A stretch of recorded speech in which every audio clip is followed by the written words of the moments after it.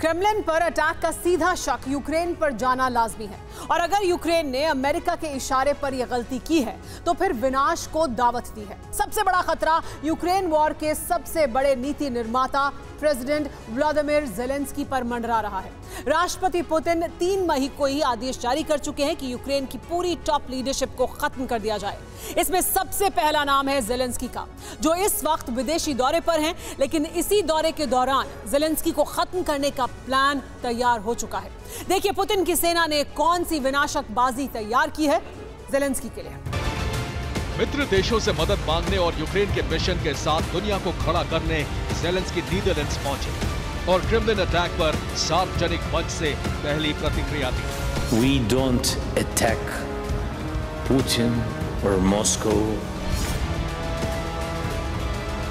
ये विदेश नीति के मंच पर दिया गया पॉलिटिकली करेक्ट बयान है, लेकिन 29 अप्रैल को जब सेवास्तोपोल में रूस का ऑयल डिपो धधक रहा था, तब ज़ेलेंस्की ने जश्न मनाया। सेवास्तोपोल के ऑयल डिपो में धधकती आग बुझने के बाद ज़ेलेंस्की ने कहा था कि अभी और बड़े धमाके होंगे।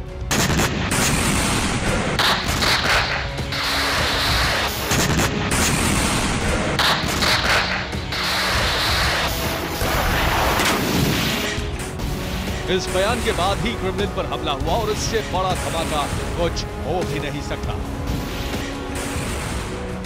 क्रेमलिन के गुंबद तक ड्रोन पहुंचने के बाद ही पुतिन ने यूक्रेन की टॉप लीडरशिप को खत्म करने का आदेश जारी कर दिया, लेकिन यूक्रेन के सबसे बड़े नेता इस हमले के वक्त फिनलैंड में मौजूद थे। ज़ेलेंस्की का फिनलैंड में होना और क्रेमलिन पर उसी वक्त हमला होना, क्या ये एक संयोग है या सोचा समझा प्रयोग? क्रेमलिन अटैक के बाद रूस का सबसे पहला टारगेट ज़ेलेंस्की है और ये बात वो भी अच्छे तरीके से समझते हैं। इसीलिए बर्लिन यात्रा की तारीख लीक होने से ज़ेलेंस्की नाराज हैं।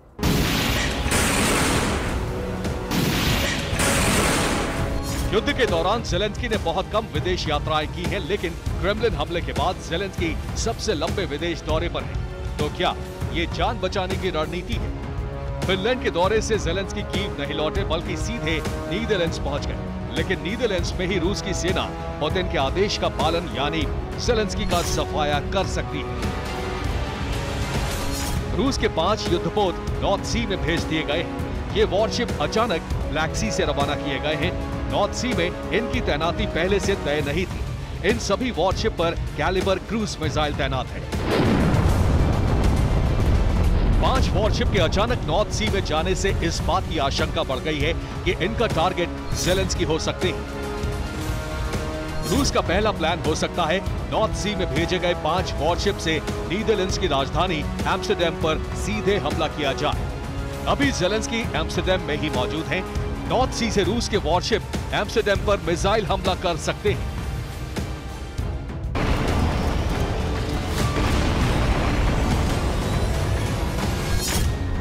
ज़ेलेंस्की 3 मई की रात 10:15 बजे फिनलैंड पहुंचे।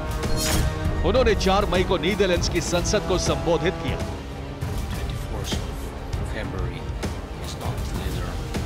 नीदरलैंड्स की जमीन पर हमला करना रूस की पहली रणनीति हो सकती है, लेकिन 2 आशंकाएं और भी हैं। दूसरा प्लान हो सकता है कि ज़ेलेंस्की के नीदरलैंड्स से रवाना होने के बाद उनके विमान पर अटैक किया जाए।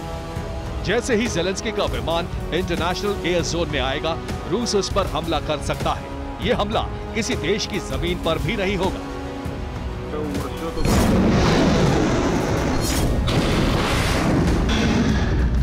ये रूस के लिए सबसे आसान प्लान है, लेकिन अगर विशेष विमान को टारगेट नहीं बना पाया तो तीसरा प्लान बर्लिन में आजमाया जा सकता है।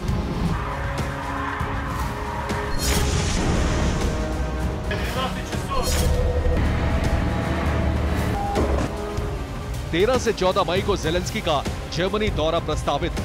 हालांकि अभी बर्लिन यात्रा पक्की नहीं हुई है। अगर ज़ेलेंस्की बर्लिन जाते हैं तो रूस वहां उन पर अटैक करा सकता है। रूस के स्पेशल एजेंट्स ज़ेलेंस्की को निशाना बना सकते हैं। ज़ेलेंस्की ही वो शख्स हैं जिन्होंने यूक्रेन को नेटो से जोड़ने की मुहिम तेज की। उनकी इसी हट के कारण युद्ध छिड़ा।